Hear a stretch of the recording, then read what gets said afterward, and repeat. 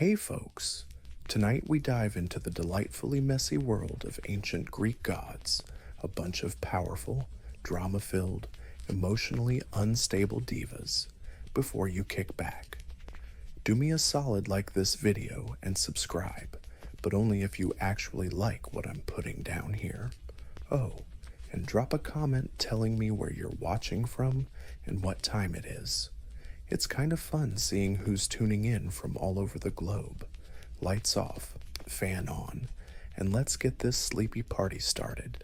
First up, the big boss himself, Zeus, god of the sky, head honcho of Olympus, and living proof that absolute power can make anyone lose their mind. He's the youngest kid of Cronus and Rhea.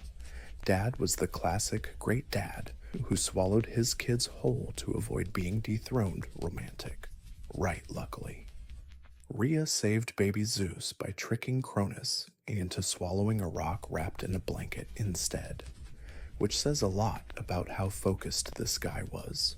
When Zeus grew up, he led a divine rebellion against Cronus, cut open Dad's belly. Freud would have a field day with this, and freed his siblings Poseidon, Hades, Hera, Hestia, and Demeter. Boom! The original dysfunctional family was born after the gods crushed the Titans. Zeus took the throne. He ruled the sky, wielded lightning bolts, and was supposedly in charge of cosmic order, justice, and oaths, at least in theory. In reality, Zeus spent most of his time turning into random animals to hit on anything with a heartbeat: swans, bulls, eagles, golden mist. The guy couldn't keep it together or stick to any morals. Imagine your Supreme Court judge transforming into a goose to flirt with civilians. That's Zeus. But with lightning, his love life a complete public disaster. He married his sister Hera, and yes, it was exactly as messy as you'd expect. He had dozens of affairs with goddesses, nymphs, mortals, and probably even some houseplants. The result, a bunch of demigod kids, many abandoned and traumatized, who accidentally started their own mythologies. But despite the chaos, Zeus wasn't all wild when he wasn't cheating or zapping mortals who forgot to worship him. He also played cosmic referee. He enforced oaths, kept laws in check, and sometimes punished folks who were even more arrogant than him, which honestly took some effort. Zeus was respected, feared, and a constant headache for Olympus's PR team. He had power and prestige, but zero respect for personal space. He was protector, predator, judge, and punchline all rolled into one divine contradiction. Hera, on the other hand, is the goddess of marriage, family, and childbirth. Sounds noble, right? Well, her marriage was a tragic soap opera in a golden chariot. She was Zeus's wife and also his sister, because, mythology. Their wedding was supposed to be a sacred symbol of divine unity. Instead, it turned into a centuries-long reality show full of affairs, revenge plots, and countless people turned into animals, trees, or rocks. Hera was powerful, the undisputed queen of the gods, but her main talent was revenge. But not on Zeus. Nope, that would be too easy. Hera's wrath was laser-focused on the women Zeus hit on, or, honestly, kidnapped, plus their unlucky kids. She once turned a woman into a cow, cursed someone to only speak in echoes, and in a cruel moment, tried to kill baby Hercules with 2 snakes. Was he Zeus's kid? Nope. Hers not at all. His nope again. You can't blame her entirely. Imagine being the goddess of marriage with a husband who invents new animal disguises to cheat every day. Still, Hera's divine coping mechanism was eternal curses and complicated punishments. Ancient Greek therapy. Nope. Revenge was the go-to, but Hera wasn't just the grudge keeper of Mount Olympus.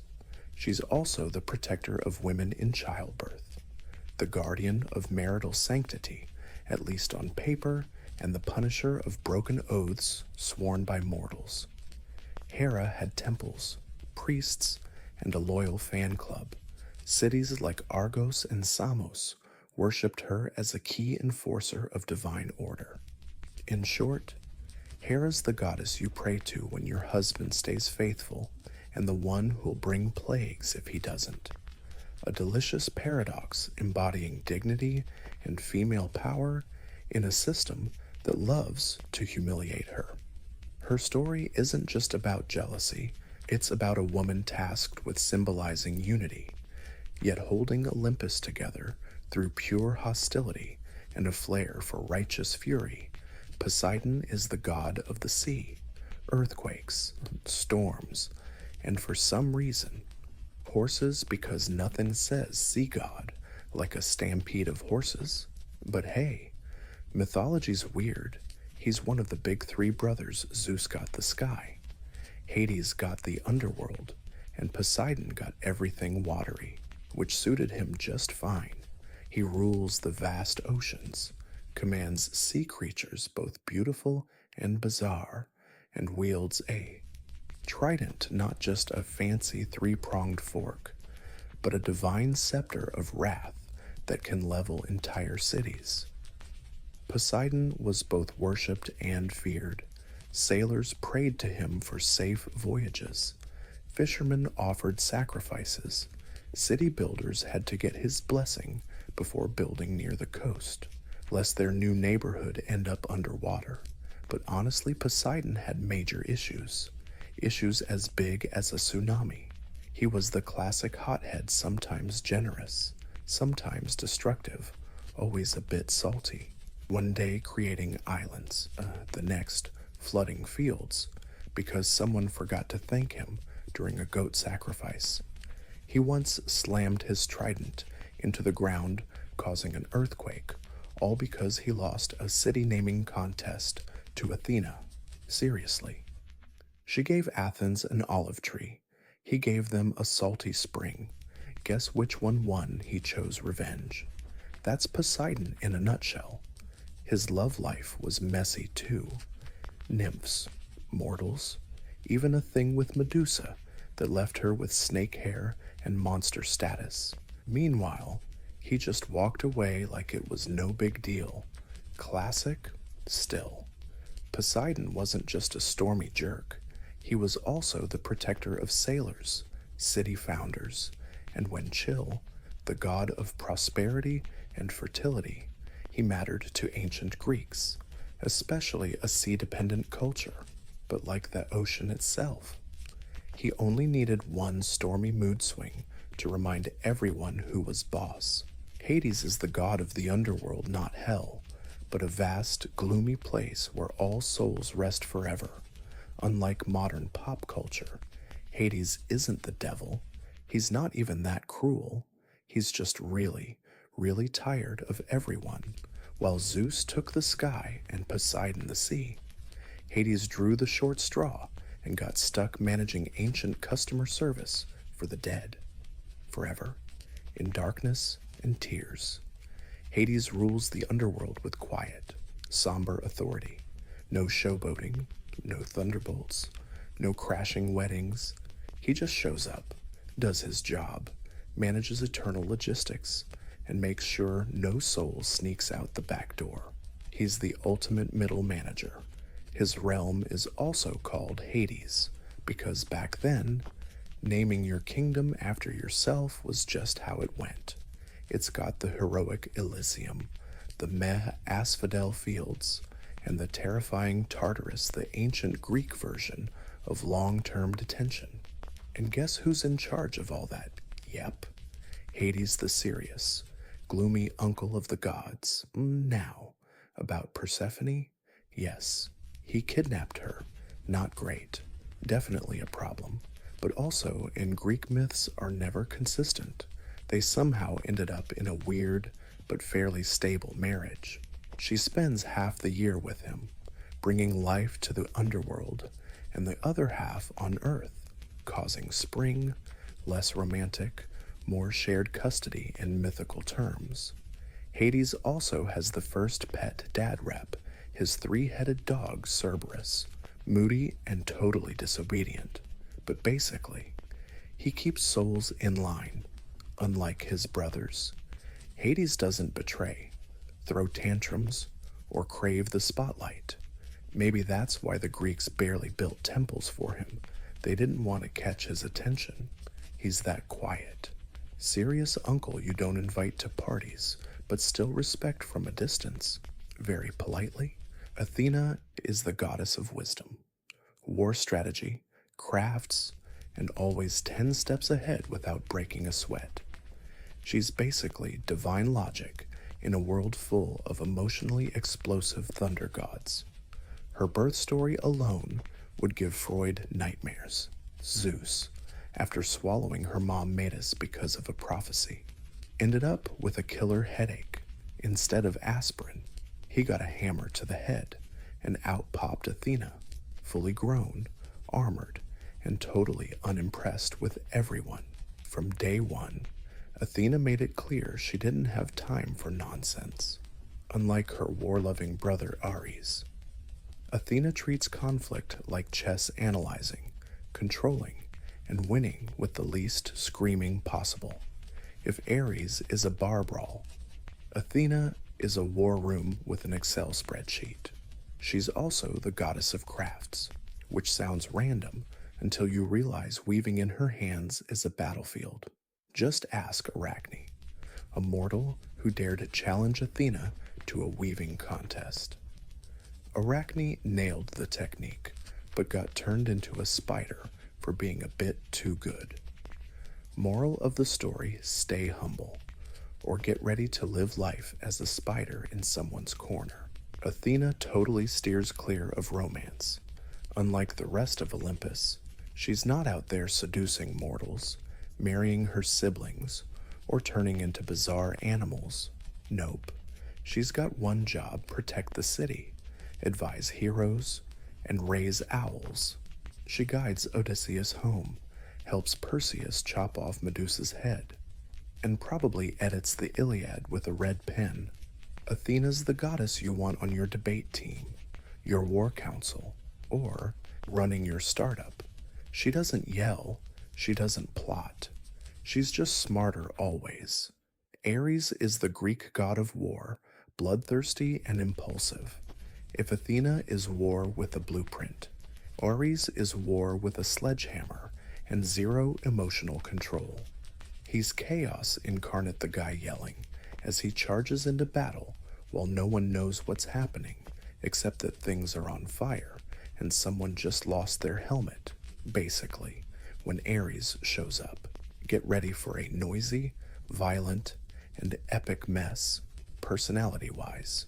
He's definitely not Olympus's favorite guest. Even the other gods can't stand him.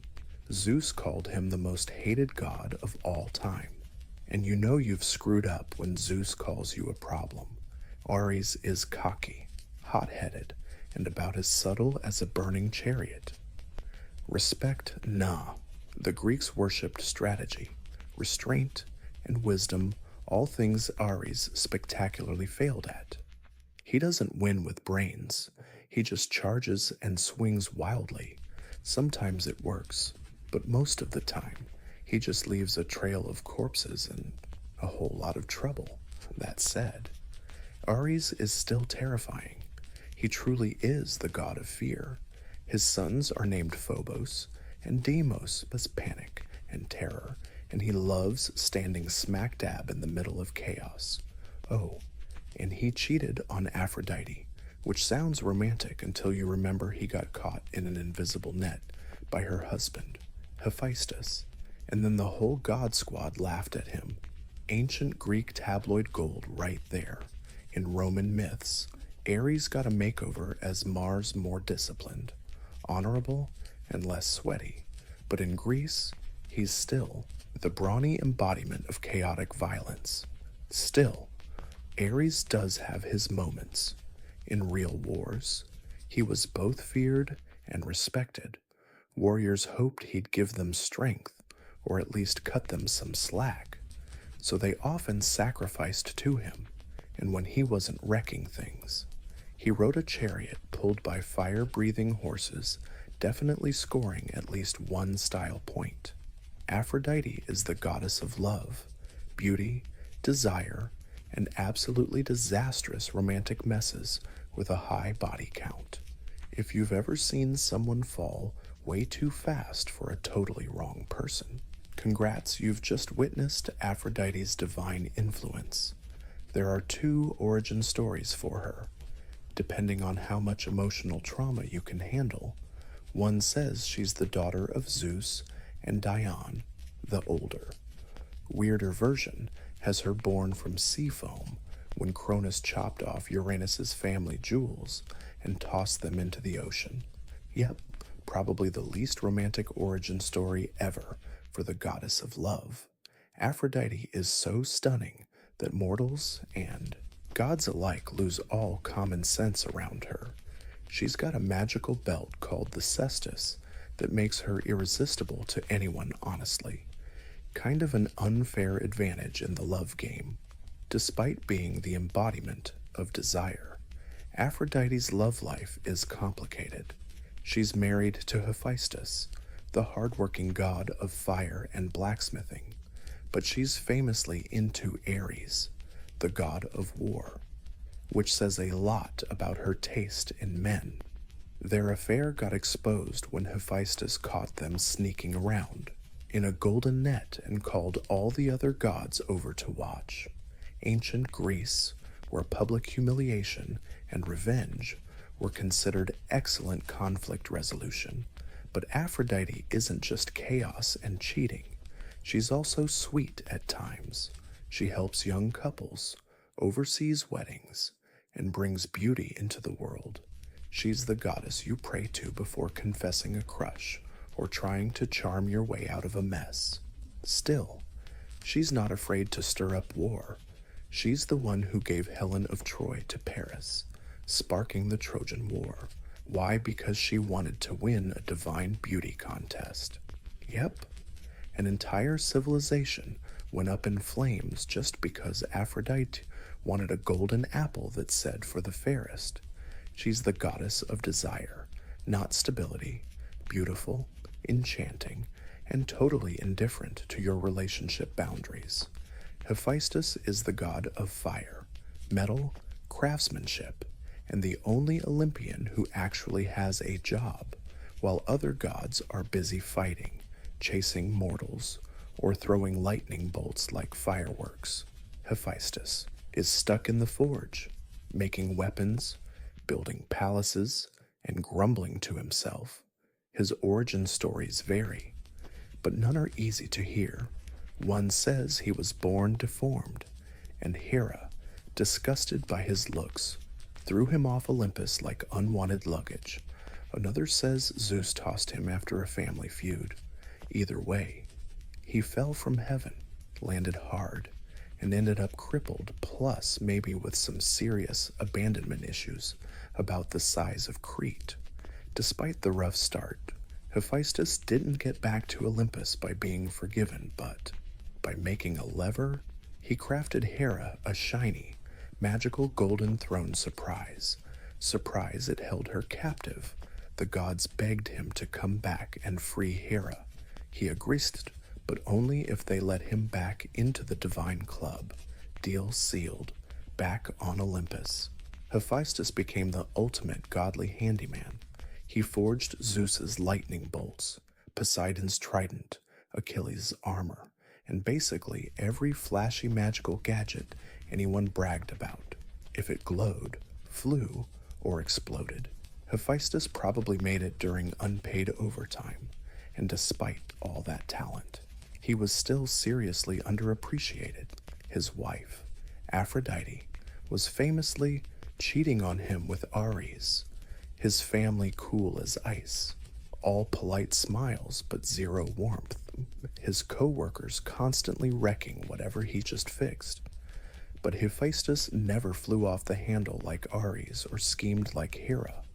His revenge style creative, subtle, passive-aggressive, like the net he personally designed to catch Aphrodite and Ares, in the act humiliating them in front of everyone. Practical and poetic, not flashy or shiny. But the guy was the builder of Olympus. Seriously, Hephaestus was the unsung hero, the god of the working class among gods, the patron of blacksmiths, artisans, inventors, and anyone who's ever yelled at a broken machine before duct taping it back together with pure rage. Hermes is the god of travel, commerce, theft, messaging, and talking so fast it's suspicious. He's the winged sneaker guy, with a staff that probably comes without instructions, and energy screaming, "Yeah, I ate 3 olives and lied twice today already." Unlike most gods, Hermes was born running, literally, on his very first day. He crawled out of his cradle, stole Apollo's cattle, made a lyre from a turtle shell, and slid back into bed before anyone noticed. Total chaos in just 6 hours. Other gods took centuries to cause that much trouble. Famous as the god's messenger. That's putting it mildly. He didn't just deliver messages. He smuggled souls to the underworld, guided heroes through enemy territory, and probably invented divine express delivery if there was trouble. Hermes was already 2 steps ahead, leaving vague excuses and a charming grin full of tricks. He's also the god of commerce and trade, because nothing says trustworthy market like the same guy running both business and theft. Hermes stands for negotiation, persuasion, and flexible ethics, basically the patron saint of salespeople, travelers, pickpockets, and anyone who's ever haggled at a flea market. But he's not just a charming scammer. Hermes gets loyal when it counts. He helped Odysseus outsmart Circe, gave Perseus the gear to behead Medusa, and even escorted souls to the underworld with surprising gentleness, proving that even a troublemaker can take the job seriously. Hermes also has a legendary accessory, the caduceus, a winged staff wrapped by 2 snakes, often mistaken as a medical symbol. Funny, since Hermes only excels in speed, lying, and professional rule breaking. If Olympus had IT support, Hermes would be the coffee-fueled tech guy who speaks only in acronyms, fixes problems in 2 minutes, then disappears to optimize the cloud, probably by skimming Zeus's wallet. Smart, quick, unreliable, and insanely likable, the god of getting stuff done, dodging blame, and ignoring awkward questions. Demeter is the goddess of harvest, agriculture, grains, and brings life to the world if she's in the mood. When Demeter's happy, crops flourish, fruits bloom, and the world looks fresh and full. When she's mad, welcome to winter, famine, and total disappointment. She's one of the quietest Olympian gods. No thunder, no battles, no turning people into animals. But don't mistake silence for harmlessness, and she can cut off the entire world's food supply with just one tantrum, and she did. That happened when Persephone, her beloved daughter and literal flower child of Olympus, was out picking flowers, lost in her own mythical daydreams. When the earth opened up and Hades, the underworld god, and professional kidnappers snatched her away. Classic Greek family drama. Demeter went crazy with grief. She searched everywhere, refusing to let anything grow until her daughter returned. Crops failed, animals starved, people begged for mercy. Demeter's response: no Persephone, no harvest. Eventually, Zeus stepped in mostly because everyone was dying and nobody was left to worship. A deal was made. Persephone would spend part of the year with Hades, the rest with Demeter, and that's how the seasons were born, spring and summer. Demeter's happy, fall and winter. She's pouting, so. one of humanity's most important natural cycles, powered by a mother's mood swings and emotional blackmail, mythology at its finest. Demeter also had a strong sense of justice. She taught humans to farm wheat and build civilization, then promptly burned a royal kid alive because his parents interrupted her rituals. The line between life-giving goddess and terrifying earth witch is pretty thin, but at her core, Demeter represents nurture, resilience, and the sacred bond between mother and child. She brings life from the soil and just as easily takes it away. Dionysus is the god of wine, parties, baby making, drama, madness, and those questionable decisions you make after the third drink someone pours you. This guy, the living, breathing god of YOLO, wrapped in ivy, a bit tipsy, and maybe summoning a leopard just for kicks, born into peak drama. Dionysus was Zeus's kid with a mortal woman named Semele. When Hera caught wind, which of course she did, she tricked Semele into demanding Zeus show his divine form. Spoiler alert. Semele got vaporized. Zeus, ever the problem solver, stitched the unborn, Dionysus' fetus into his thigh to save the little party god. Dionysus cooked up in his mom's thigh and carried to term. Yep. Thigh pregnancy. Greek mythology where wait, what is a daily mood? Dionysus grew up roaming the earth, spreading winemaking, wild parties, and a sprinkle of existential dread. He rolled with a noisy crew of satyrs, maenads, and woodland party crashers, a traveling circus of chaos and potential property damage. But his worship wasn't just about fun and grapes. Dionysian rituals meant ditching your identity, your worries, and sometimes your clothes. His festivals were wild, immersive, and often involved masks, theater, and really questionable choices under the stars. Think Burning Man, but with divine consequences. But Dionysus wasn't all fun and fermented joy. Nope. He had a temper, a very dramatic one. Mock him, ignore his worship, or kill the vibe, and things got weird. One king who banned his cult went mad and got dismembered by his own people. Another got turned into a dolphin. He didn't do light punishments. He went full statement mode. Yet, he was also super compassionate, especially to outcasts, misfits, and anyone society forgot. He comforted the broken, silenced voices, and occasionally turned people into vines, which probably means something deep. Dionysus is the ultimate paradox, divine freedom and chaos wrapped in one. He's joy and destruction, art and madness, the god who blesses you with creativity 1 minute and has you barefoot dancing in a vineyard the next, questioning all your life choices.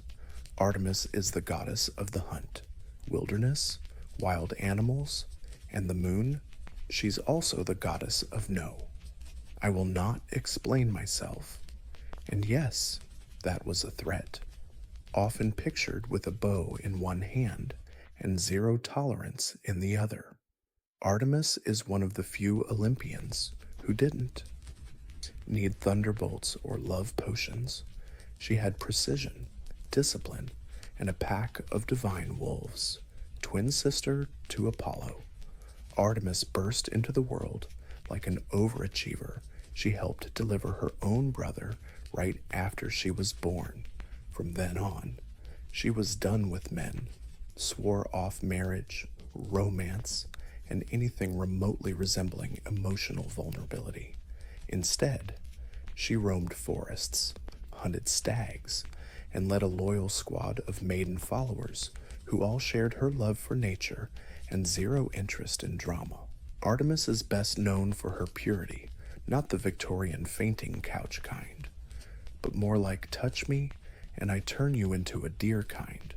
Take Actaeon, for example, a hunter who accidentally saw her bathing instead of politely setting boundaries.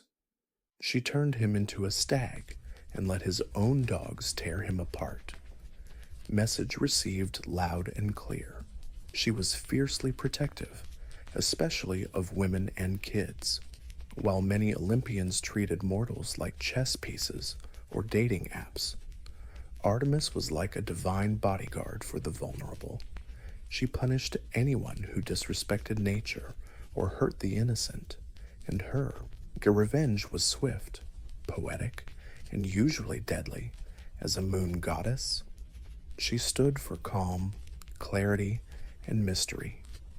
She brought light to the night and guided the travelers through darkness, both literally and metaphorically. If Apollo was the sun's blinding glare, Artemis was the moon's cold, focused stare, less warm fuzzies, more watchful vibes. She wasn't flashy, but she didn't need to be.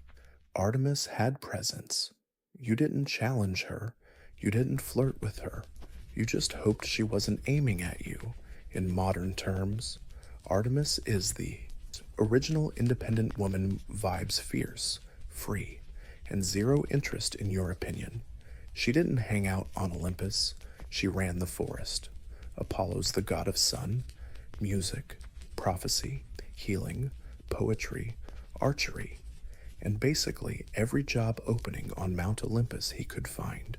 If the gods had linked in, Apollo's profile would crash the site. Twin brother to Artemis. Apollo's the shiny, golden poster child of Olympus' golden hair, golden lyre, golden chariot. He's why we have daylight, at least according to Greek myth, since he literally drove the sun across the sky every day in a fiery chariot. No pressure if you're running late, right? But behind that blinding glow is a bucket load of feelings. Apollo's dramatic, emotional, the guy who belts out breakup ballads, then literally curses the one who dumped him. Ask Daphne. She turned into a tree just to dodge his advances. Apollo mourned her, made her a sacred symbol, and wore her leaves as a crown because that's totally normal. He's also the god of prophecy, meaning he knows things will go south, but still throws a tantrum when they do. Classic overachiever vibes. He set up the Oracle of Delphi, where priestesses fueled by divine madness mumble poetic riddles that somehow explain everyone's future. Super user-friendly, Apollo's love life complicated. He chased a bunch of mortals, got rejected by most, and responded with varying degrees of poetic revenge. When a Spartan prince named Hyacinthus died during a discus game, probably thanks to Apollo's own poorly thrown discus, he got so upset he turned him into a flower. Sweet. If you ignore the blunt force trauma part, despite all this, Apollo was also a healer. His son, Asclepius, became the god of medicine, and Apollo himself could cure plagues, or cause them depending on how insulted he felt that day. In short, Apollo is brains wrapped in insecurity, power dressed up in poetry and charm, but with a hair-trigger temper, the kind of god who'd write you a love song, then shoot you with an arrow if you don't applaud. Hestia is the goddess of the hearth, home, and family peace, basically ancient Greek code for the one god on Olympus who didn't start an international incident every week. She's the eldest child of Cronus and Rhea, also the first one their paranoid dad tried to, well, eat alive. Then she's the last one he puked up when Zeus overthrew him. So technically, she's both the oldest and the youngest god on Olympus. Yeah, Greek mythology is a warped logic funhouse, unlike her chaotic siblings. Hestia chose peace. No power grabs, no curses, no sleeping with mortals, not even a petty shade throw when offered a throne on Olympus. She just shrugged it off and handed it over to Dionysus. Why? To keep the eternal flame burning and stay out of family drama. Now that's queen energy.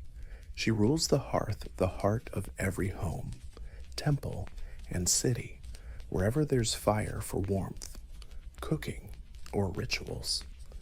Hestia's spirit is there. No temples named after her, no scandalous myths, just quietly keeping everything running. The ultimate backstage boss. She's also the goddess of hospitality, in a world where shelter and food were survival. She represented the sacred duty of caring for guests. Call on her and your fire will never go out, your bread won't burn, and your relatives will know when it's time to head home. Unlike most Olympians, she never turned anyone into animals, objects, or ironic moral lessons. Hestia didn't need revenge. She just wanted spotless floors and a peaceful soul, thanks to her. Every meal began and ended with an offering. Every city kept her flame alive, and in every prayer circle, someone was probably whispering, "Thanks for not causing drama." If the gods were a chaotic office, Zeus would be the CEO with personal boundary issues. Athena, the overachieving strategist. Dionysus, the HR nightmare. And Hestia, the calm office manager keeping the coffee hot and the lights on while everyone fights over whose temple burned down.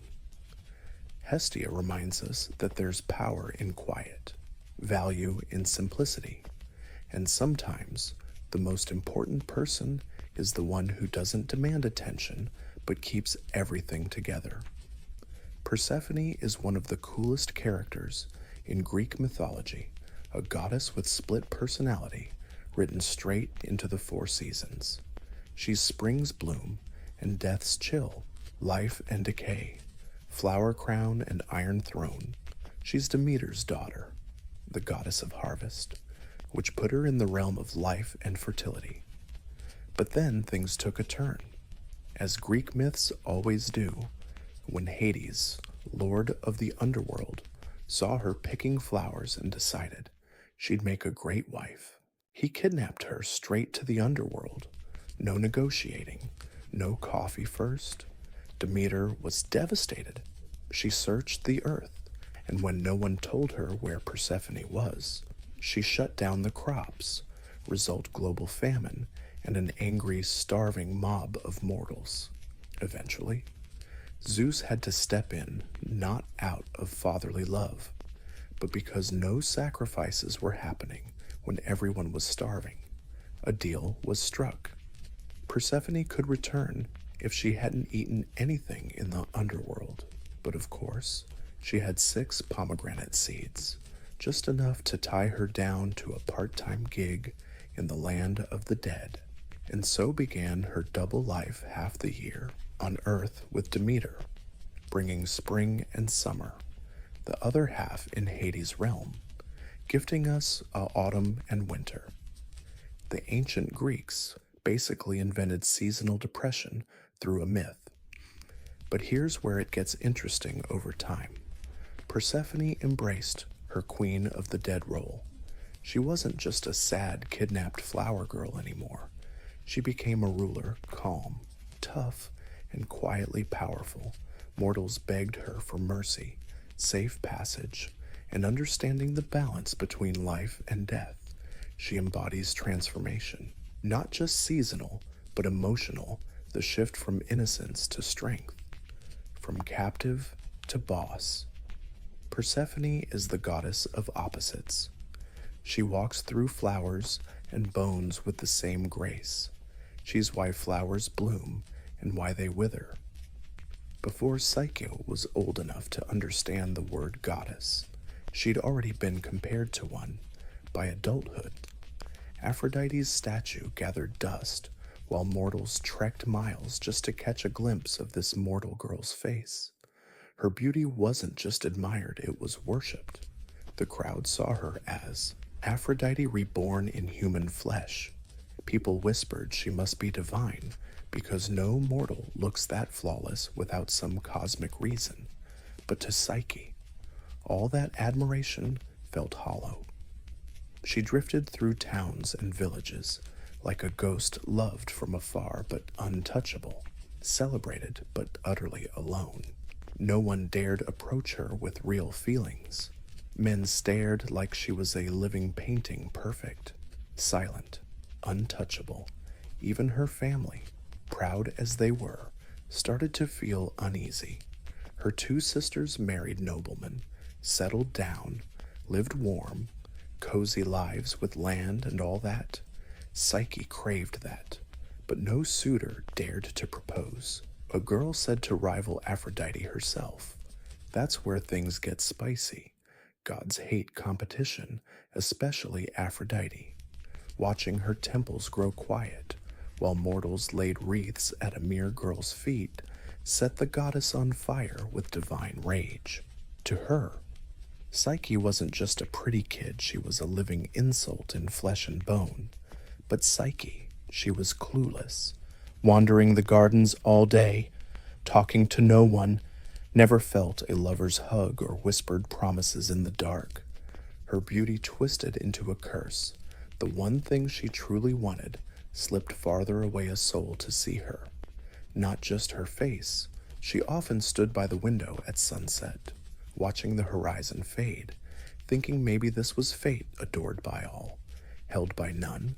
No priest, no prophet, no stranger ever had answers until one day. A visitor arrived, not a man, not a priest, not a mortal, a goddess, and she wasn't there to grant love. She came for revenge, on Olympus. Beauty wasn't just vanity, it was power, and no one held it like Aphrodite. She's the goddess of desire, seduction, and divine charm. But lately, her temples echoed with emptiness. Her statues stood lonely under the sun. Why? Because mortals knelt before a girl, Psyche, as if she were the new goddess of love. To Aphrodite, that wasn't just an insult, it was betrayal.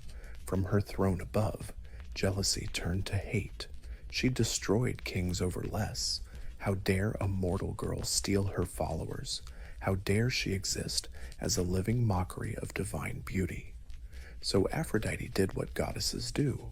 She summoned her son, Eros. Eros wasn't just any god. Sure, he's the god of love, but not the sweet, mushy kind poets write about. Nope. Eros specialized in chaos. He sparked passion where no one expected it. He made kings fall for tricksters, queens lust after slaves, enemies become even bigger enemies. His arrows didn't ask permission. They shattered logic, loyalty, empires. Aphrodite's orders were simple. Make Psyche fall in love with the ugliest, most disgusting creature on earth, a monster, something lower than a bug, so she'd know what it's like to have love mock her. Eros, the dutiful son, strapped his quiver full of divine arrows and slipped down to earth under the moonlight. He found Psyche asleep, candlelight flickering on her face like water. She was beautiful, too beautiful, and Eros, who'd pierced thousands of hearts, felt his own skip a beat. Not good, not in the plan, but he still reached for an arrow. Then, in a moment of distraction, disaster struck. His hand slipped. The arrow grazed his skin. One drop of blood, but that was enough. The god of love just became a victim of his own power. And just like that, fate flipped. Eros was no longer his mother's weapon. He became Psyche's silent protector. Neither of them knew the price the gods would demand for this forbidden love. And Aphrodite would not forgive betrayal. Eros vanished before Psyche woke, the wound from the arrow still hot on his skin. He had pierced countless hearts, but never fallen into his own trap. Now, every beat of his heart carried an inexplicable longing, a need to protect her, love her, shield her from Olympus's ruthless gaze. But protection always comes with sacrifice. He couldn't tell her the truth. If Aphrodite found out, he disobeyed her, or worse. that he loved Psyche, there'd be no forgiveness. Not for him, not for Psyche, so Eros vowed he'd love her in the shadows. Meanwhile, Psyche's life got stranger. No one came to ask for her hand. Her beauty, once her pride, now felt like a curse. Rumors of divine punishment spread across the kingdom. Her father, desperate and scared, asked the oracle Apollo for advice, and the answer was brutal. She won't marry a mortal. Instead, she'll wed a monster, a creature so terrifying even gods fear it. They sent her up the mountain, dressed in her wedding gown. There, fate awaited. Her family wept. Her sisters were stunned, but Psyche stood still, silent, as if the wind had carved her into stone. A monster. That was her destiny. Not love, not choice, but sacrifice. Still, she agreed not out of bravery, but resignation. Once worshipped like a goddess, she'd never truly touched love. Maybe this cruel, twisted fate was just cosmic justice. Eros looked down from above, heart twisting with guilt. He wanted to protect her, but now the gods had spun a web too tangled to undo. If he intervened openly, his mother would find out, but if he ignored it, Psyche would be lost. So, he cooked up a plan. He'd take her to a secret place, a palace hidden just for him, filled with illusions and silence. He'd love her not as a god, but as a ghost. No faces shown, no names spoken, and above all, he'd never tell her the truth, because if she knew who he really was, then everything would shatter. Even the god of love is scared of getting hurt. A gentle but strong breeze whisked Psyche off the mountain top. She braced for cold stone and clenched teeth. She was ready for monster roars, but instead got silence, soft, magical silence. When she opened her eyes, she wasn't on the mountain anymore. She stood in a glowing field of flowers, brighter than any garden she'd ever seen. A shiny stone path wound through the meadow, leading to something unbelievable, a palace grander than anything human hands could build. Columns sparkled like moonlight on water. Hallways whispered her name without making a sound. Psyche crossed the threshold, expecting fear but finding peace instead.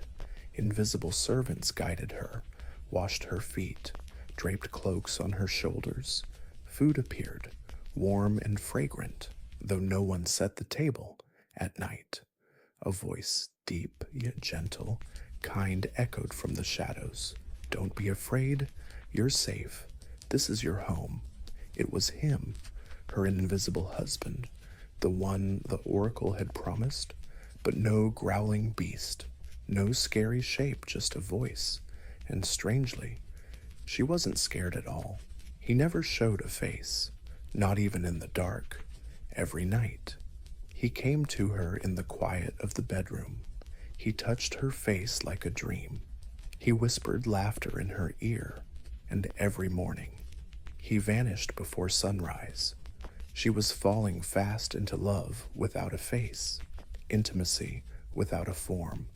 Every word he spoke made her want more, but the one thing he begged for was never try to see him. She asked once, softly, why his voice tightened. If you see me, I must leave you forever. And so she obeyed. But the mystery grew heavier with each day. How could a kind, thoughtful man be the monster the oracle warned about? Why did love have to hide its face? And why, when she whispered her own name, did he never whisper his Psyche? Told herself it didn't matter, she didn't need to know. But the human heart is curious, and once you plant a seed of doubt, it never stays quiet for long, especially when family visits, and especially when sisters bring poison disguised as love. Weeks, maybe months passed. Time slipped by. Strange as it sounds, within that invisible palace, Psyche knew peace, laughter, luxury, and love, but she also knew loneliness, no face, no name, no truths, just a voice in the dark and shadows kissing her lips. Then one morning, her husband's voice changed. Sadness will follow if you see them, he warned. Who your sisters? They believed they came from love, but all they brought was destruction. Psyche's heart shattered. She missed them, the teasing, the warmth, even the jealousy. They were her last link to the mortal world, to the girl she'd been before gods, palaces, and mysterious husbands. She begged, "Let me see them." Just once. Eros hesitated, but never said no. He agreed with a warning, "Don't let their words poison what we have. They'll try to break your trust. Don't listen." And so, the winds that once lifted Psyche now carried her sisters to the invisible palace's garden gate. When they saw her, they froze. She was alive, no, more than alive, radiant, draped in silk finer than any queen's, skin shining like starlight. They hugged her, smiled awkwardly, hiding jealousy behind forced grins. "Where's your husband?" someone asked. Psyche smiled. "He only comes at night. I've never seen him." The sisters froze. "You've never seen him?" She nodded. "He won't let me see his face." The other sighed. "What if he's ugly, a monster, or worse? A god who's using you and laughing behind your back?" Their voices dripped with sweet worry. But Psyche felt the shift. The old sister rivalry twisted into something darker. Jealousy sharpened their words. "He keeps you in the dark, blind, dependent. Is that love or prison?" The seed of doubt was planted. They watched it take root and smiled as they left. They kissed her cheek and whispered, "Just take a lamp one night. See for yourself if he loves you. What harm can truth do?" Psyche watched them vanish into the wind. And for the first time since arriving in paradise, she couldn't stop trembling, not from fear, but curiosity. That night, Psyche couldn't sleep, wrapped in silk, his arms gently holding her, his steady breath beside her. But her mind was noisy, louder than his heart, louder than love. Her sister's words looped like a spell. What if he's a monster? What if he's using you? What if he's not who you think? She believed blindly. She gave herself to a voice in the dark. But was that love or surrender?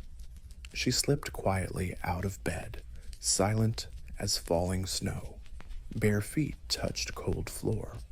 In her hand, a small bronze oil lamp, already lit.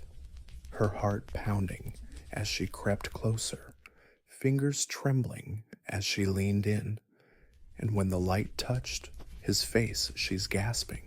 Not a monster, not some fake god, just a guy so ridiculously handsome, it's almost unfair, messy golden curls on the pillow, soft lips curled up in sleep, and on his back, wings covered in divine feathers, folded up like a secret.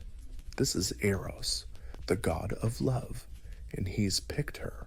Her eyes fill with tears, not from fear but guilt. He trusted her, warned her, loved her, and she doubted. She leans in, about to kiss him, whispering sorry before the light goes out. But fate, oh, it's a real jerk. A drop of hot oil falls from the lamp and lands on his bare shoulder. He wakes with a cry of pain and betrayal. His wings spread wide, eyes wide open, full of heartbreak. "You broke your promise," he says, voice hoarse. "You trusted fear more than love." "I'm sorry," Psyche whispers, dropping to her knees.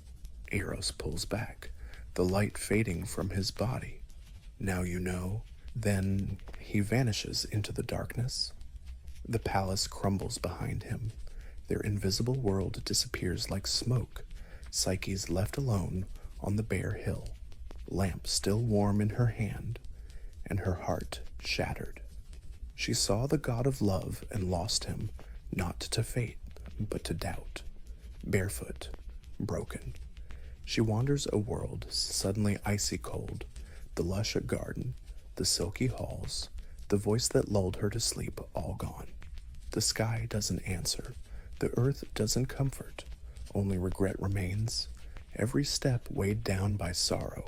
She calls for Eros in the woods, in fields, by the river, even in her dreams, but no reply.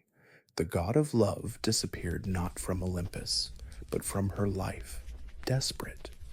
Psyche returns to her father's house, but the palace that once loved her is just rumors now. Her sisters, delighting in her pain, say she married a demon and lost everything.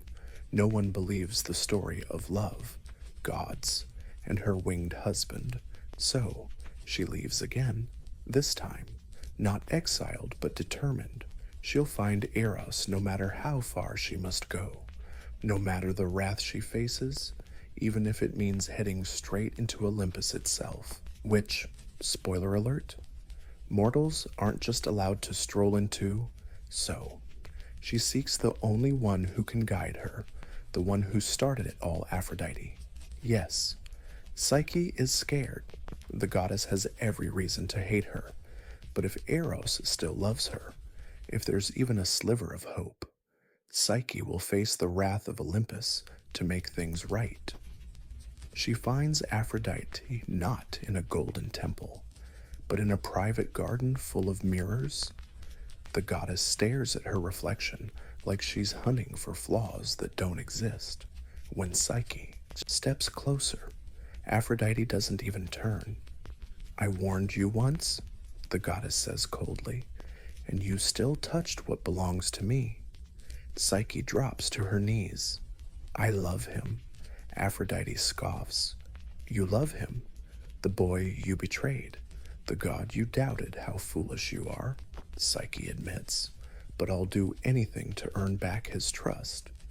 Aphrodite's eyes sharpen like knives. "Anything?" Psyche nods. The goddess smiles not kindly.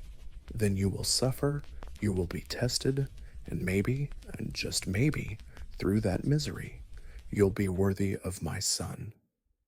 So begins a trial, not of strength, but loyalty, and Psyche will have to face it alone. Aphrodite wastes no time. Her beauty is legendary, but her wrath, when provoked, equally divine. If Psyche wants even a shot at seeing Eros again, she must prove her worth through impossible tasks. The first one sounds simple enough. Aphrodite leads her to a massive storeroom where piles of mixed grains lie scattered: barley, millet, lentils, poppy seeds, wheat, beans, all jumbled in a chaotic mess. At dusk, Aphrodite yawns and says, "Sort every single grain. If you fail, you'll never see my son again." Then she wanders off, humming a lullaby. Psyche stares at the impossible chore. Even 1,000 hands couldn't sort this mess in a day. She drops to her knees, hands trembling, picking grain by grain. Time drags like forever. Her eyes blur. She hasn't even made a dent, but the gods always have eyes on you, and they're creatures too, unseen by Psyche. A line of ants silently watches her work. Not just any ants. Behold the sacred ants of Demeter, goddess of the harvest. Maybe they pitied the girl. Maybe love softened their tiny hearts. Suddenly, hundreds of tiny legs scuttle across the floor. The ants form living rivers, dividing the seeds with jaw-dropping precision. In just minutes, chaos turns into order: wheat on one side, lentils on the other, millet stacked neat as a pyramid. Like nature itself was rewriting the laws of time. When Aphrodite returned at sunset, she didn't see failure, she saw perfection. She squinted, You've got help." She snapped. Psyche bowed her head. "I just did what I could." Aphrodite's lips twitched between anger and amusement. She didn't expect a mortal girl to pull off the task, let alone make it look good. But no worries. There were tougher, deadlier trials ahead. This is just the beginning. The goddess warned, "If you want to see Eros again, luck won't cut it." And Psyche, exhausted, aching but standing tall, nodded, "I'll do whatever it takes, because love, real love, is worth more than divine comfort or mortal pride." And Psyche's battle was only getting started. She barely caught her breath before Aphrodite tossed her the second task. This one was even more brutal. "See that river?" the goddess asked, pointing to a sparkling stream winding through a meadow. "It flows beside a field where wild sheep graze. Their wool is gold. Bring me a handful, but try not to die." She smirked and vanished, leaving Psyche face to face with a problem that was definitely not a walk in the park. These creatures not exactly cuddly. Those golden sheep, sacred, with wild eyes and horns sharp as spears. They're famous for charging anything that dares cross into their turf, tearing invaders limb from limb without warning. They glitter like treasure but guard it with fury. Still, Psyche climbed down the hill and crept toward the meadow. She hid behind tall grass, heart pounding, watching the roaming sheep. Their hooves clicked on stones, low wild growls echoing. Daytime trespassers. Yeah, they don't last long. She sat down, tears streaming, fear gnawing her willpower. But once again, the world was watching. A gentle whisper slipped through the tall grass, a soft voice, like reeds swaying in the breeze.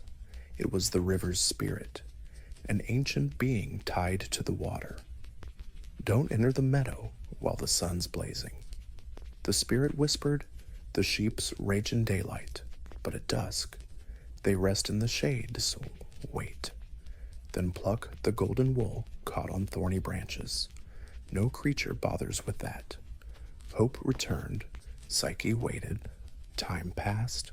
One by one, the golden sheep wandered into the forest and fell asleep. When darkness fell, she quietly crept forward, light and careful, finding handfuls of golden wool tangled in thorns and bark under the moonlight. She gathered the strands and returned to Aphrodite, who frowned at the shimmering bundle in Psyche's hands.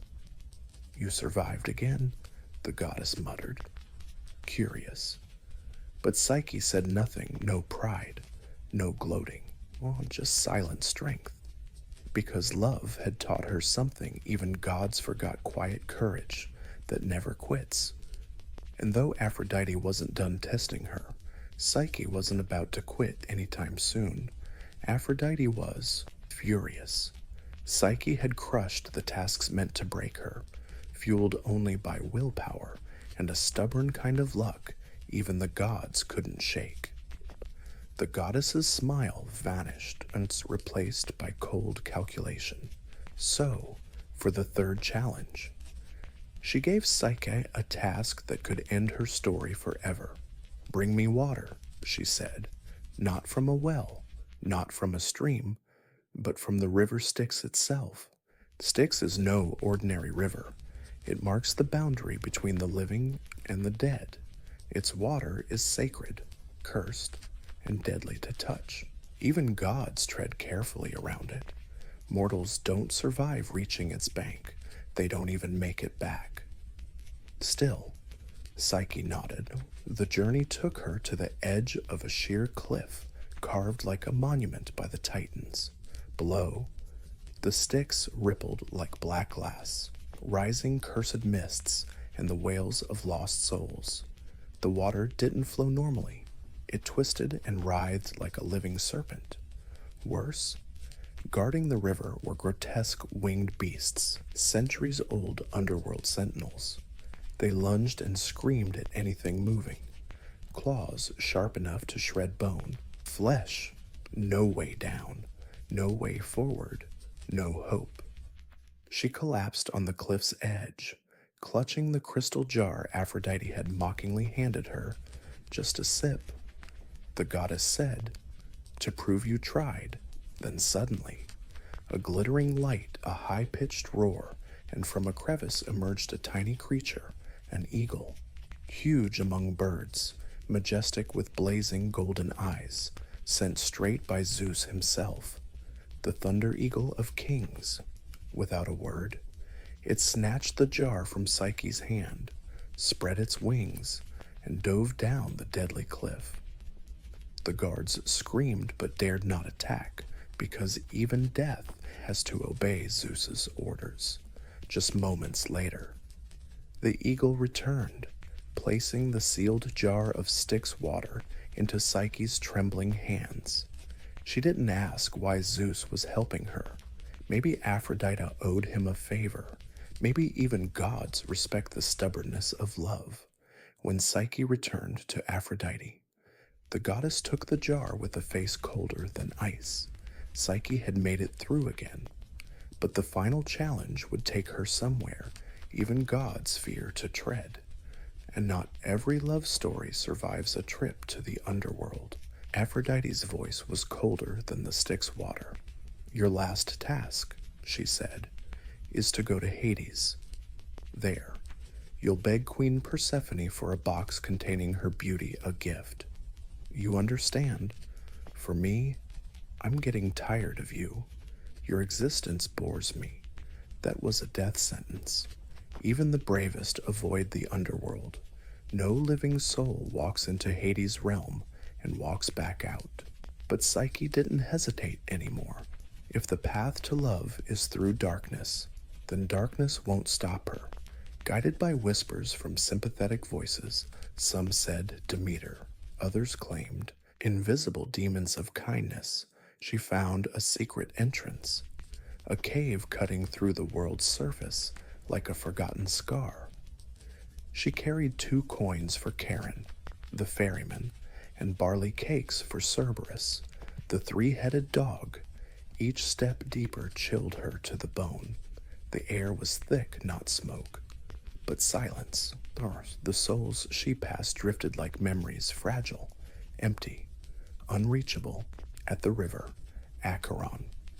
Charon took her coins and rowed her across the still water, stained with forgotten grief. When Cerberus appeared, growling at Persephone's palace gate, she offered him the cake. He went silent, licking blood-stained lips. Inside, Persephone sat calmly on a black stone throne, eyes shining like polished garnets. "You come for beauty," the queen said, not exactly cold. "But at what cost? I don't want it for myself." Psyche replied, "I have to deliver it to Aphrodite." Persephone nodded. Maybe she understands the menace of love after all.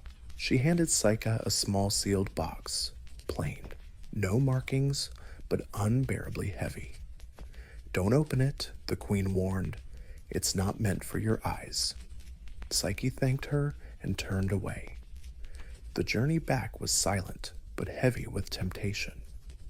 The box trembled in her hands. Surely just a peek won't hurt. She told herself no, repeated, but doubt, like before, crept in. What if this beauty made her worthy of love again? What if it was the final key? The surface was near. Her heart pounded, fingers twitching, and when light finally hit her face after days, she opened the box, and darkness swallowed her whole. The moment Psyche lifted the lid, expecting light and beauty, a cold mist poured out like breath from a tomb. Not beauty, not divine glow. It was sleep, not just any sleep, but the immortal slumber of the underworld, crafted by Persephone to hold power, not to decorate Aphrodite. Psyche didn't scream. She didn't collapse. She just fell. Her body gently sank onto the grass at the edge of the mortal world. The sealed box lay beside her, limbs stiff, breath gone. She wasn't dead, but not alive either, stuck in an endless moment. Heart stopped by her own curiosity. That could have been Psyche's end, but love has a way of surviving even death. Far away on Olympus's peak, Eros hadn't forgotten her. His wound had healed, but his heart hadn't. He stayed away on his mother's orders, haunted by the image of Psyche battling impossible trials, and when he heard she had descended into the underworld, he knew she did it for him, defying Aphrodite, risking death, all for love. She wasn't just some mortal girl, she was a queen.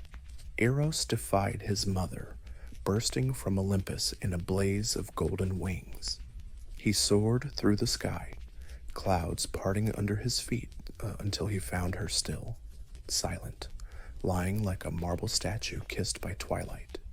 He knelt by her and cried not tears of sadness, but anger, regret, a love too big for words. He gently lifted the box and closed it tight. Then, without hesitation, he bent down and kissed her. Not some magical kiss, no spells, just a kiss, a promise, a memory, a plea, and her eyes fluttered open. Psyche gasped. Her sleep vanished like morning fog.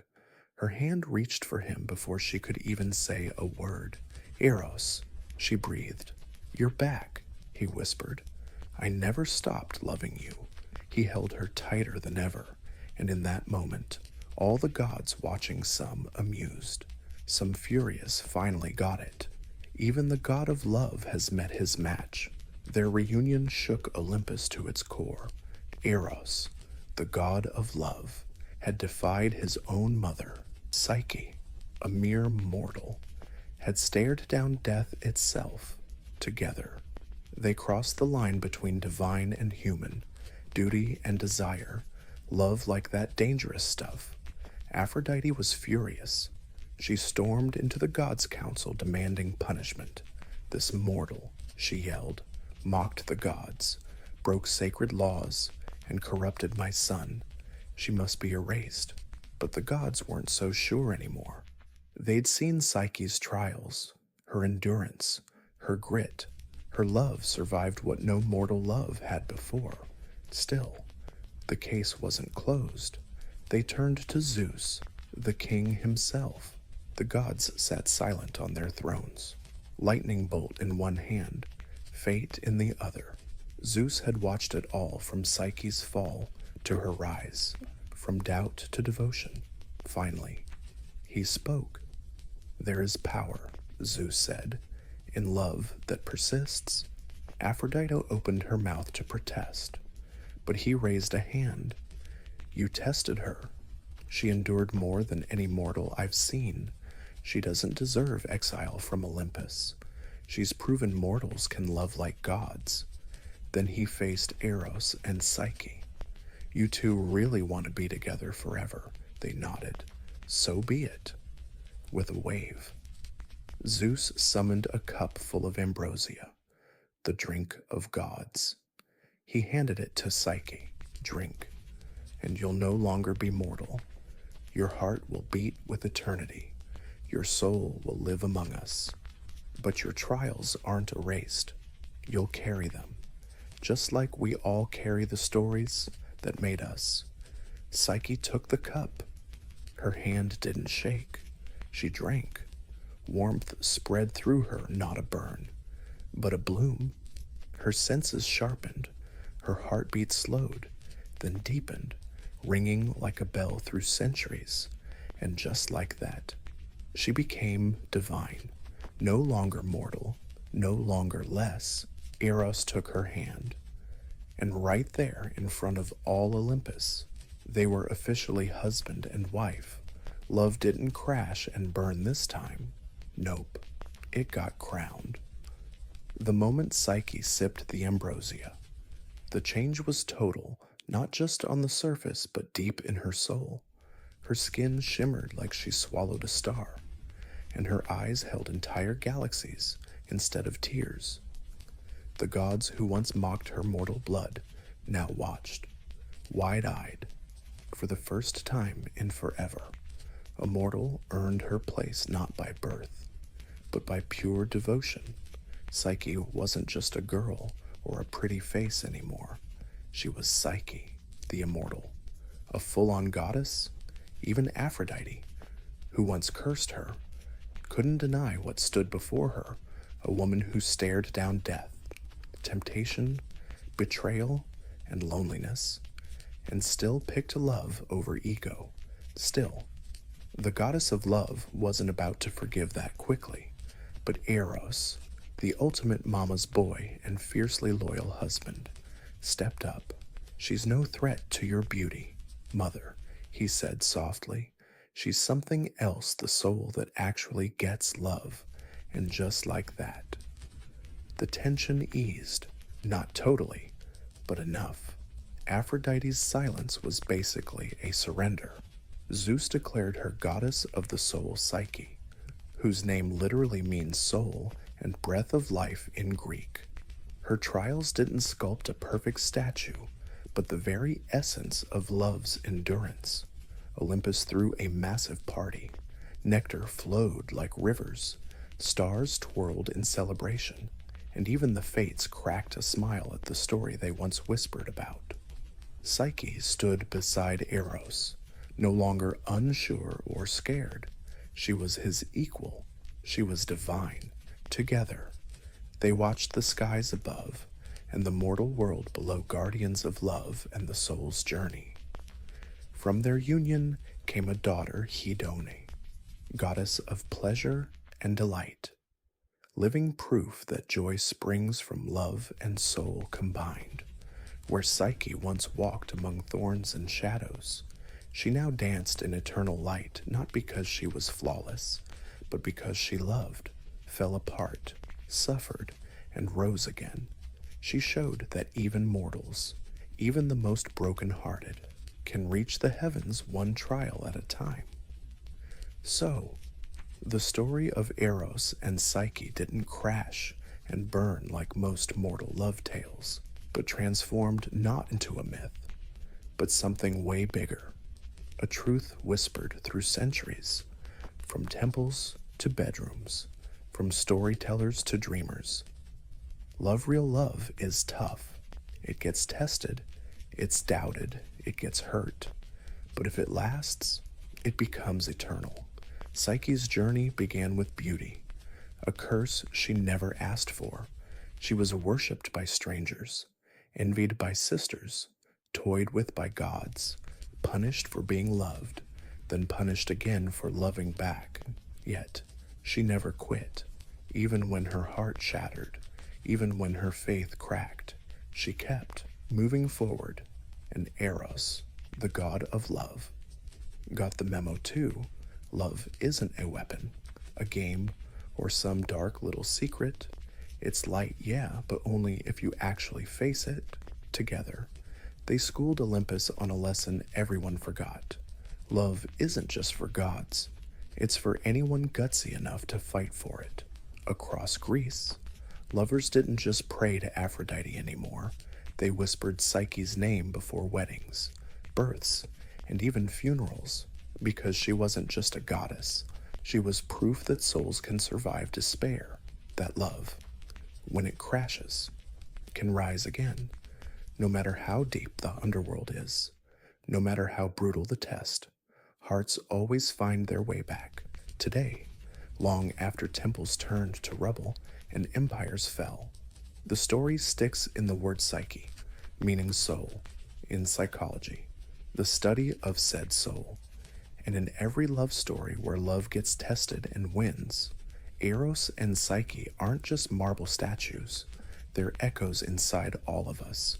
Every time we pick trust over fear, forgiveness over pride, love over awkward silence, we're walking their path. Maybe, just maybe, we get a little more divine. Way before she was a nightmare frozen in stone. before snakes slithered across marble floors and statues screamed silently. Medusa was just a mortal girl, stunning, beyond words. Her beauty wasn't loud or flashy.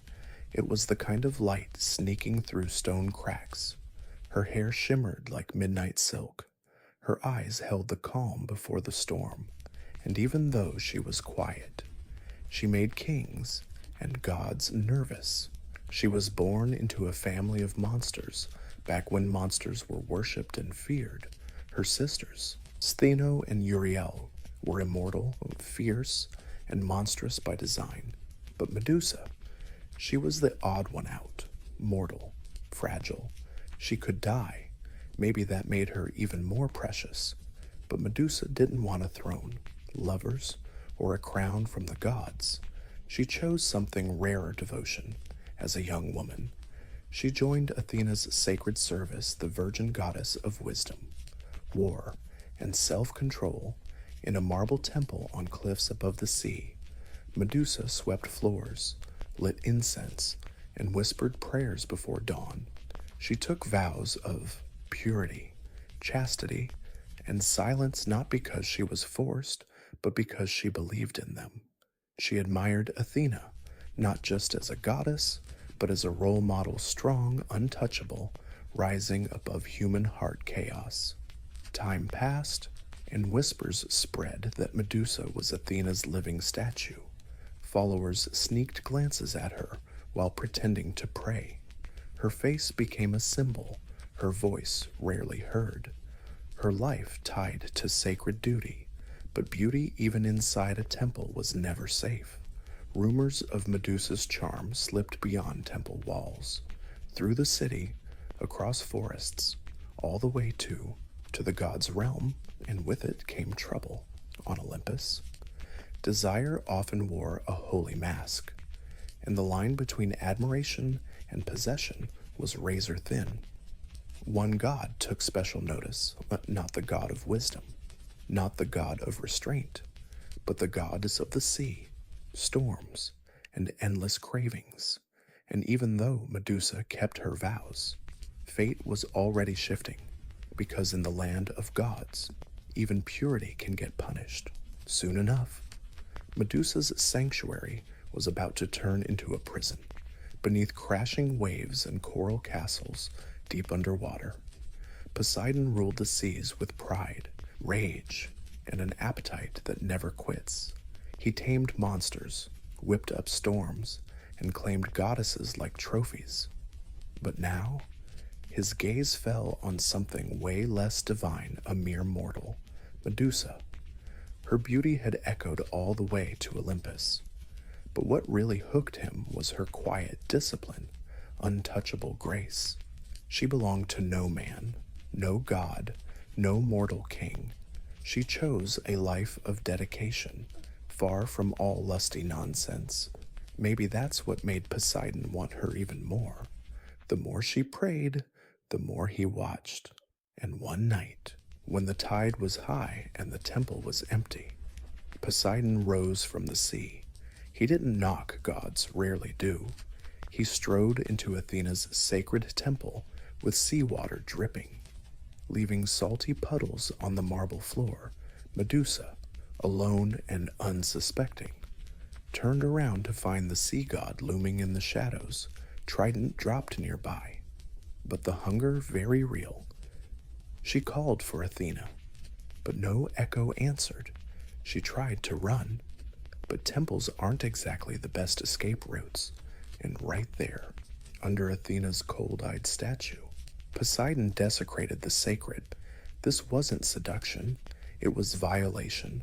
When it was over, Poseidon vanished, leaving behind only salt and silence.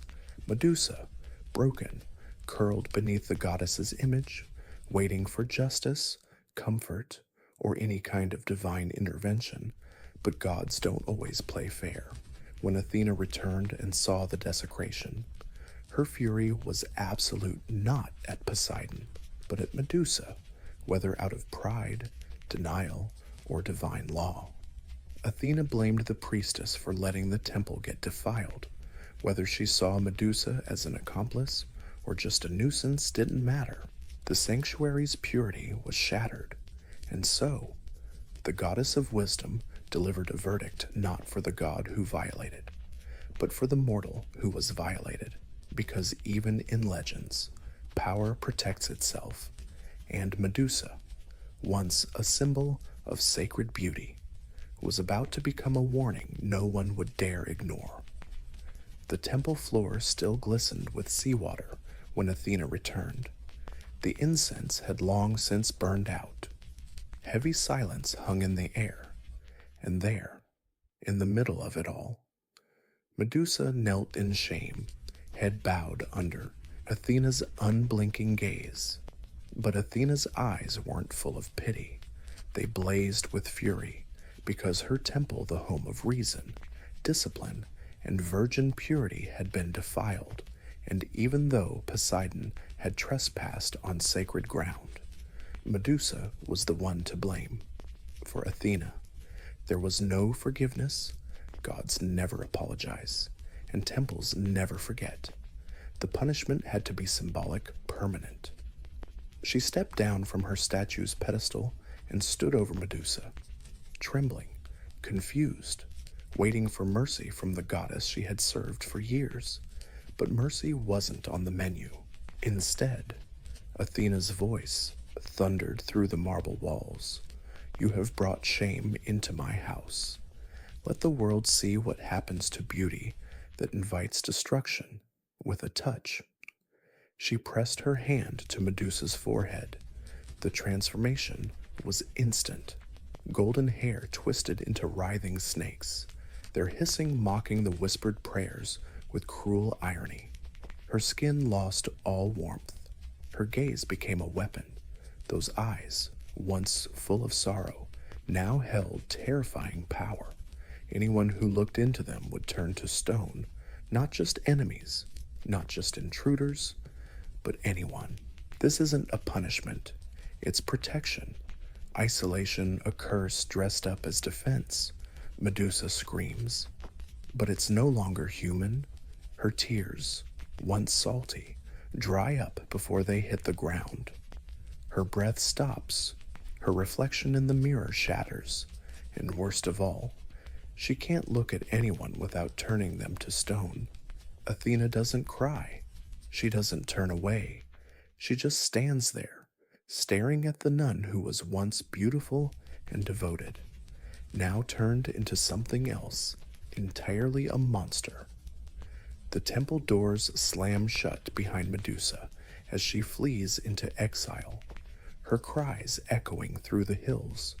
No home, no temple, no sisters, no prayers, just a trail of shattered stone left behind her, and from the cliffs of Olympus. Athena returns to her throne without so much as a flicker of sympathy, because in the eyes of the gods, punishments don't need to be fair, they just need to last. And Medusa's face would outlive memory itself, banished from temple and city. Medusa wanders alone in the wild, cursed and feared. Wherever she steps, stone footprints mark the earth. Every accidental glance from a passing creature turns it to cold. Silent stone birds in flight, deer in the bushes, even insects dumb enough to meet her eyes frozen forever in eerie silence. She finds refuge where no one dares follow, in distant lands beyond rivers and ruins. On a cold island where the wind howls at the edge of the world, a place untouched by gods or mortals. There, she builds no shelter from the rain or sun. What good is a roof when even the stars offer no comfort? Why walls when your enemies once protected you? The caves she enters are half filled with statues, old warriors, wild beasts, maybe even fellow outcasts who stared a little too long. And so begins her second life, not as a nun, but as a pariah. Medusa stops crying.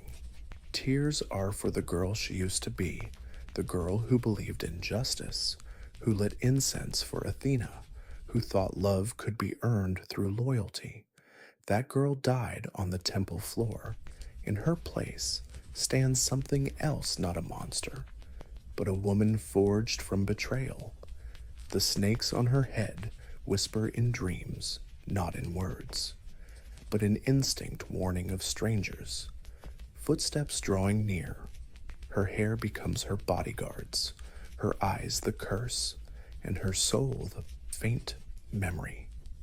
She started carving images into the cave walls' faces, hands, the temple she once served, even her sisters. Memories faded, leaving only stone behind. Sometimes heroes came, lured by tales of a cursed girl or tempted by the challenge of slaying a monster. They thought she was a demon, that killing her would bring glory. No one ever came back.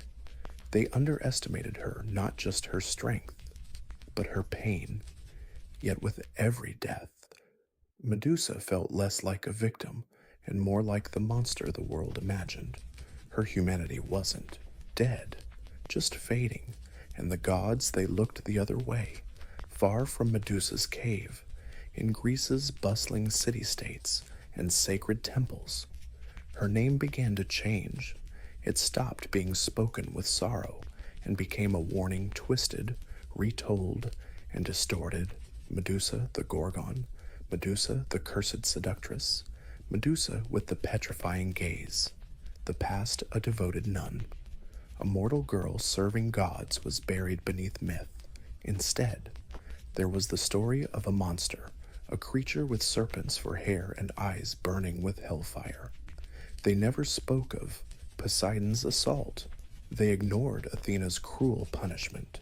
The gods' roles were cut out, smoothed over by priests and poets who wanted pure gods and obvious monsters. Kids were scared into obedience, with threats of Medusa coming at night. Warriors carved her face on shields not to honor, but to mock. Her scowling visage became a symbol of fear, a cautionary tale. Yet her image spread. Artists painted her on vases. Her twisted silhouette danced in mosaics. Her snarling face was etched on temple walls, not for worship, but as weapons wielded by the gods who had banished her, exiled. Medusa only felt the weight of their words. She never asked to be a legend. She never asked to be feared. She just wanted to survive, and surviving, for the powerful, is terrifying on land. Some whispered about her as more than a monster. Mountain village old ladies left offerings near her cave, whispering that Medusa protected women who had been hurt. They weren't afraid. They prayed to her. They called her the defender of the wounded, but those voices were soft, drowned out by the roaring of heroic legends. Medusa stayed hidden, unaware how deeply her name divided people. Some saw a monster, others a martyr. What she knew was this: no matter where she ran, they would come, men with swords and shiny armor, men who thought killing her was glory, men who never cared who she was, only what she had become. And somewhere, a new challenger was being born, a boy who would grow into a man, a hero, and her final visitor. While Medusa lived in exile, her legend spread like wildfire. A boy named Perseus was born into silence, a prison of fate. His mother, Danae, was locked in a bronze tower by her father, King Acrisius, desperate to stop a prophecy that her son would one day kill him. But gods don't respect mortal locks. Zeus came to Danae not with love, but as golden rain, slipping through walls and warnings alike. From that divine encounter, Perseus was born. When the king found out, he didn't dare kill Zeus's son directly, so he cast Danae and her baby into the sea, locked inside a wooden chest, a cowardly quiet death. But the sea, ruled by Poseidon, didn't deliver them to death, but to refuge. They drifted to Seriphos, where a fisherman took them in. Danae raised Perseus in hiding, teaching him strength, humility, and silence to survive. She never mentioned Zeus, never told him which god had made him. Years passed. Perseus grew into a sharp young man, smart, strong, but untested. Then King Polydectes of Seriphos showed up. He wanted Danae for himself. Perseus stood in his way. The king pretended. How nice of them. Inviting Perseus to the party, everyone had to bring a gift. Perseus, proud and broke, showed up empty-handed. Polydectes smirked. Then bring me Medusa's head. The crowd burst out laughing, the goal to embarrass him. But Perseus, his ego poked, not knowing the dirty details behind the name, took the challenge.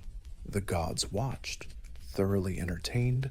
Athena, probably still feeling a bit guilty about Medusa, saw her chance. She'd help this kid not out of justice, but for balance. Athena and Hermes visited Perseus in a dream, whispering directions. They gifted him some divine gear-winged sandals to fly, a mirror-like polished shield, an adamantine sword, and Hades' invisibility helmet. But none of these gifts were freebies. Perseus was chosen not just to kill a monster, but to complete a legend not his, but one that started with a lonely girl in a temple, praying to gods who ignored her. Perseus set off with divine swag and the heavy pressure of a king's dare. But finding Medusa wasn't exactly a walk in the park or a swim in the sea. Her location was buried by time. Even the gods were clueless. To find out, Perseus had to ask questions no regular human could answer. He sought the three Grey Sisters, ancient hags sharing a single eye and a tooth, older than any god, shrouded in darkness and grudges, living somewhere between light and nightmare. They knew where Medusa slept. Being her kin, Perseus didn't beg. He didn't plead. He waited for one sister to pass the eye to the next, then snatched it. "Tell me," he ordered, holding their only eye hostage, "or stay blind forever." They hissed, but had to spill. They spoke of a remote island off the mortal map, past cliffs so jagged they shredded ships, where stone statues lay scattered like fallen soldiers. The island had no birdsong, no twinkling stars, just Medusa's lair. So Perseus flew off, sandals slicing through clouds, heart pounding not with fear, but excitement. He pictured coming home to Seriphos with the head in hand, Danae proud, Polydectes humiliated. He hadn't yet doubted the story that Medusa was a monster, that she deserved death. The gods had prepared him, but not warned him. They didn't mention. Her lair was littered with the bodies of so-called heroes. They didn't say her eyes weren't evil, just cursed. And they didn't say her face, beneath the snakes and myth, still held the shape of a woman once full of faith. As he flew over the sea, the wind howled louder, like it wanted to say something, but Perseus only heard silence, a silence the gods understood well. Because when you create a monster, the last thing you want is someone hearing her story. When Perseus set foot on the island, the world held its breath. No wind, no birdsong, only stone statues, hundreds of them, scattered like fallen soldiers across cliffs and ravines. Their faces twisted in terror, mouths frozen mid-scream, eyes wide open at their last sight her. He stepped over broken shields and rocks, sword sheathed, shield in hand. Athena had warned, don't look directly at her. Use reflections, quicks, quiet. But the goddess didn't say why the statues looked not just scared, but surprised, as if, in their last moments, they realized they'd been wrong. Perseus ventured deeper into the cave, wings folded behind him. The air was damp with moss, smelled of snakes, and something else, sadness. The snakes hissed before he saw her, a low symphony of warning and weariness. Then she appeared, not charging, not growling, not even aware. Medusa was sleeping, curled on a stone bed, arms hugging herself like a child, her face, seen in the mirrored shield, peaceful and fragile. A strange beauty lingered, even beneath the sleeping venomous snakes. She wasn't a monster. She looked like someone left behind. Perseus hesitated. This wasn't the roaring beast of legends, not the horror on shields and jars. She was just a cursed woman, asleep, utterly alone. But the gods had given him a mission. He thought of his mother. He remembered Polydectes' mocking laugh. He thought of glory. So he raised his sword, eyes locked on the mirrored shield. He stepped forward. A snake lifted, but the goddess never explained why the statues were not just scared, but shocked, like they realized too late they'd been wrong. Perseus stepped deeper into the cave, wings folded behind him. The air was thick with damp moss, the smell of snakes, and something else sadness. The snakes hissed before he saw her, a low symphony of warning and exhaustion. Then she appeared, not rushing, not growling, not even aware. Medusa was sleeping, curled on a stone bed, arms wrapped around herself like a child. Her face, reflected in the mirrored shield, was peaceful, fragile. A strange beauty lingered, even though her features were hidden beneath the sleeping venomous snakes. She didn't look like a monster, more like someone left behind. Perseus hesitated. This wasn't the roaring beast of legend, not the terror on shield and vase. She was just a woman, cursed, asleep, utterly alone. But the gods had given him a mission. He remembered his mother. He remembered Polydectes' mocking laugh. He remembered glory. So he raised his sword, eyes fixed on the mirrored shield. He took a step forward. A snake raised its head. Medusa stirred, blinking slowly, still eyes closed. No screams, no fight, barely any breath, and in that moment, Perseus had struck. The sword sliced through the air, sharp as divine justice. Silence followed when the head dropped into the scaled bag. The island sighed. The curse was over, or so you'd think, because you can kill the body, but not the story. And Medusa's story was just getting started. Perseus didn't stop. With Medusa's head sealed in the magic bag, its gaze still fierce despite death, he soared into the sky, sandals slapping the clouds. But the island's silence clung to him, not the silence of victory, but something colder. The head throbbed faintly with quiet power. Even severed, it wasn't dead. The snakes writhed, flicking tongues, tasting the world beyond the bag, her eyes wide open, unblinking, ready to turn anyone who dared stare to stone. Perseus didn't dare look. No way. The gods had handed him a weapon, a divine trump card, but carrying it soon felt uncomfortable, flying over the ocean. Dark creatures stirred the waves. This act, heroic in the mortal world, had awakened old pacts. Medusa's death wasn't something everyone just shrugged off. Deep beneath the sea, the slayer had upset the balance. Poseidon felt it. Athena knew it well. Fate whispered quietly, and atop Olympus, a storm was brewing. But Perseus kept moving forward, his mind full of what was next. He'd return to Seriphos, silence King Polydectes, free his mother, restore his reputation, become a hero. That's what the story promised. But the heavy bag told a different tale. He remembered the mirrored shield and the face he'd seen. She didn't growl. She didn't charge. She was sleeping. Was she really a monster? Or had he just killed a warning wrapped in misunderstanding? He shoved the thought aside. The gods had guided him, right, but as the wind howled louder, Perseus noticed something strange. The head gave off a vibration, not a sound, but a feeling, like it still remembered the world, like Medusa's soul cursed, betrayed, shattered was still looking out, still awake, still waiting. And even as Perseus would go on to slay monsters, save maidens, and carve his name into the stars, he would never sleep well again.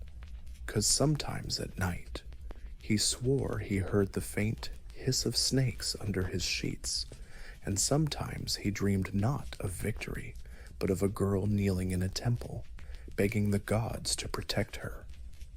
Perseus returned to Seriphos with wild hair, divine armor, and a legendary head hidden under his cloak. The crowd cheered, clueless what was in the bag or the cost to come. But King Polydectes wasn't an idiot. He never thought the kid would survive. His challenge was a death sentence wrapped in mockery. So when Perseus strutted into the palace, chin up, the king's sneer quickly turned to worry. "You bring me a gift," Polydectes mocked, trying to keep control. Perseus nodded once, a token of your request. Then he opened the bag. In a blink, Polydectes caught Medusa's gaze. Just a moment. Enough. Cracks spiderwebbed across his skin like frost on glass. His eyes froze wide open. Last breath trapped behind stone lips. The arrogant, ruthless king was now just a statue. The room erupted in screams. Messengers bolted. Some dropped to their knees. Perseus stayed, silent, unreadable. His mother, Danae, rushed to hug him, finally free, and Perseus never said a word about the girl in the cave. To them, Medusa was a defeated monster, a tool used, an obstacle overcome. No one asked who she once was. But Perseus remembered how her body fell, how the face in the mirror didn't snarl but pleaded. Still, the story spread fast. Songs were sung, temples built. Perseus was called the Gorgon Slayer, champion of the gods, breaker of curses. They carved his name in marble, never hers. Later, he put Medusa's head on Athena's shield, just like the goddess ordered.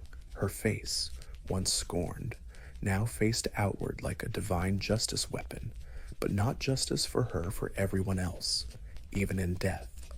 Medusa served, even in silence.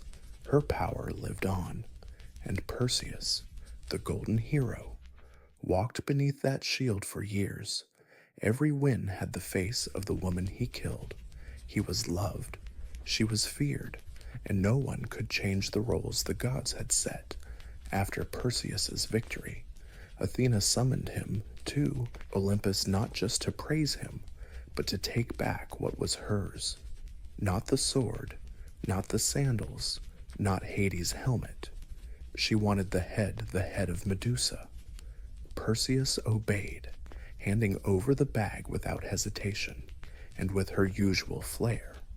Athena took the severed head of the former priestess and mounted it on her shield, her aegis, turning it into a legendary weapon. The Gorgon's face, once radiant, once pure, now snarled with frozen rage from the goddess's bronze arm. Wherever Athena stepped, war followed. Enemies turned to stone at the sight. Cities crumbled. Aegis statues appeared in temples and coins. Her shield became both a warning and a symbol, but no one ever asked why Medusa was cursed in the first place. Athena, goddess of wisdom, carried the face of the woman she once punished, not as a reminder, not for shame, but as a symbol of divine power, of what happens when mortals cross the line. But some whispered another story. Some said Athena wasn't reclaiming a weapon, but granting Medusa immortality by placing her on the Aegis. Athena made sure Medusa would never be forgotten. The girl who once wept in the temple was now etched into eternity, where even gods face consequences for their actions. But the truth, as always with gods, is full of contradictions. Athena condemned Medusa for defiling her temple, yet now she used that very defilement as a trophy. The transformation was complete. Medusa was once priestess, then victim, then monster, now weapon, symbol, but somewhere in the carved curve of those stone teeth, in the tragic, petrified gaze, something survived, a something the world just can't forget. Because even though she could turn whole armies into stone, there were always a few people, just a handful, who looked at her face and didn't see a monster. They saw a question, a defiance, a warning, and that's a kind of power no sword can match.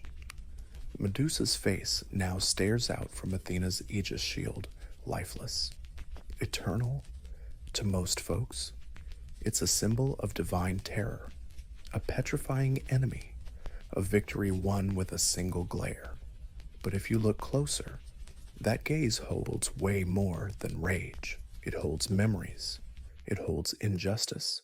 It holds truths no temple scroll ever dared to write down.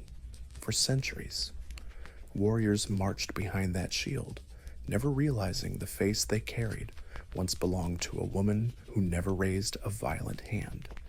The curse, a gift from the gods, became an empire's tool. Turning her pain into a weapon was complete. Still, those eyes kept watching after her voice was silenced. That gaze witnessed thousands of battles. She saw kings rise and fall. She saw temples crumble and heroes turn ruthless. She saw altars raised for those who called her monster, and whispered prayers from women who knew what she'd lost.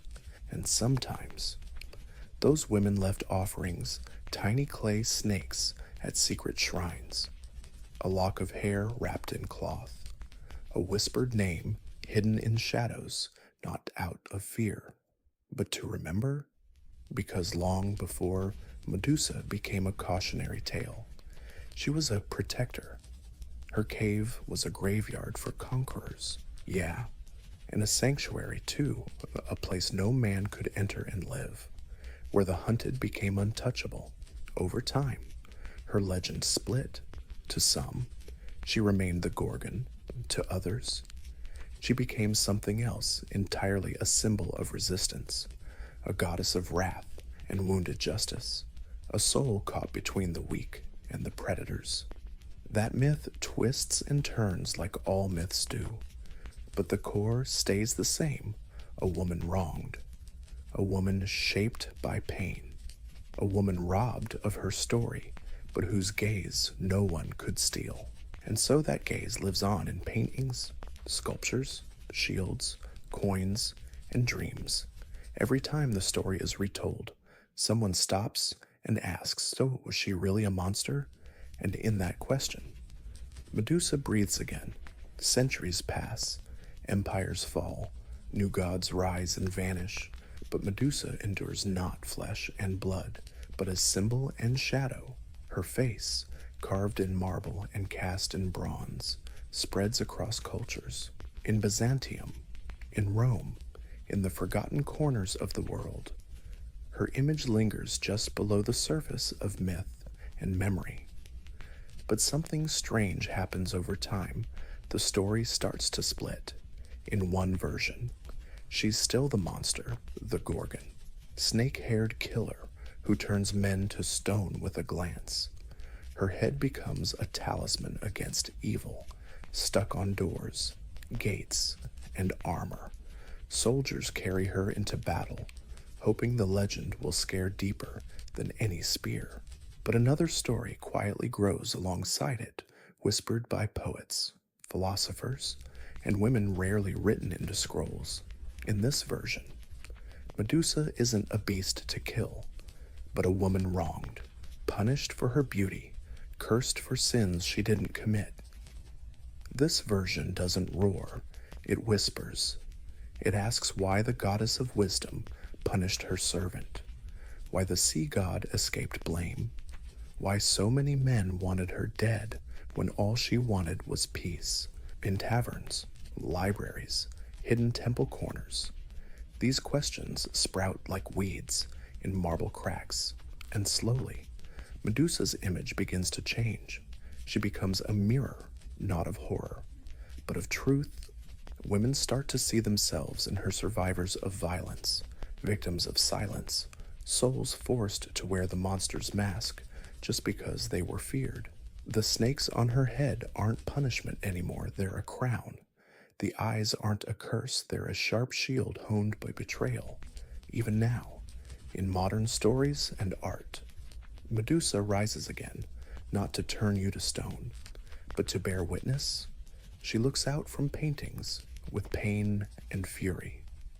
Her story isn't told to praise Perseus, but to ask why he's called a hero, because legends always evolve, and sometimes the monster isn't the one with fangs and claws, it's the one holding the sword, and with every generation brave enough to question the old tale. Medusa blinks once and watches them start to understand.